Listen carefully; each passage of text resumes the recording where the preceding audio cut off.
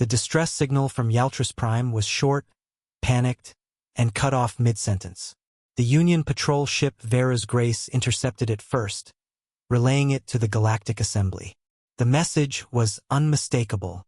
Under attack, shields failing. Anyone, please?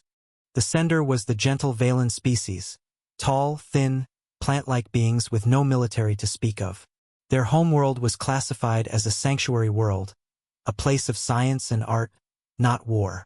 Admiral Kara of the Valen Council addressed the assembly in trembling tones. If aid does not arrive within hours, my people will be wiped out.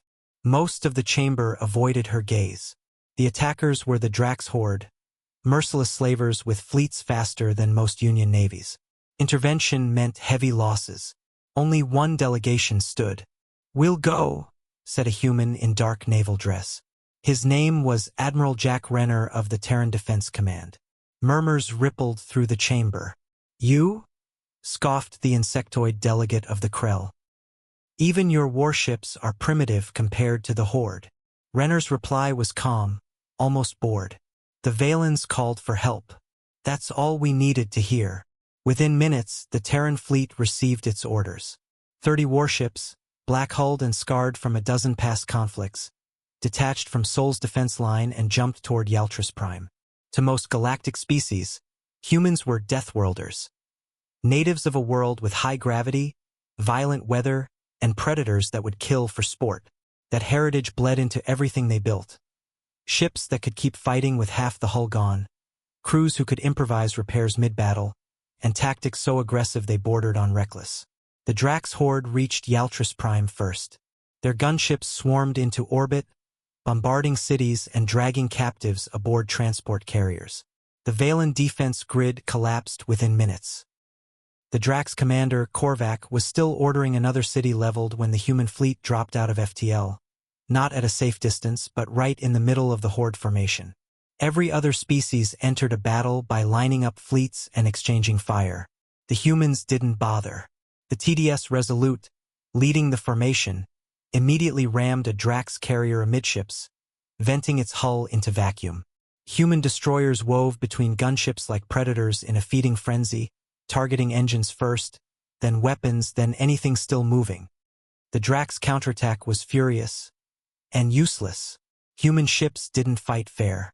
They cut communications, jammed targeting sensors, and even deployed spike mines. Kinetic slugs traveling so fast they tore through hulls like paper. Admiral Renner's voice crackled over the fleet comms. "No survivors in the slave ships. We burn them all." To the Valens watching from the surface, it was like witnessing a storm made of steel and fire. Every Drax ship that tried to flee was hunted down. Every formation that regrouped was shattered within minutes. By the time the battle ended, the space above Yaltris Prime was filled with drifting wreckage. None of it human. When the human fleet finally descended, Admiral Kara met Renner in the capital's battered spaceport.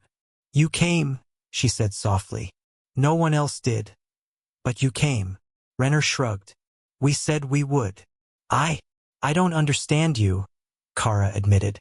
"Your kind asks for nothing in return. Why risk so much for strangers?" Renner's expression darkened. "Because someday it might be us calling for help.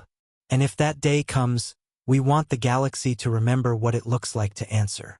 In the days that followed, the Valens began calling the Terrans something new: the Iron Storm.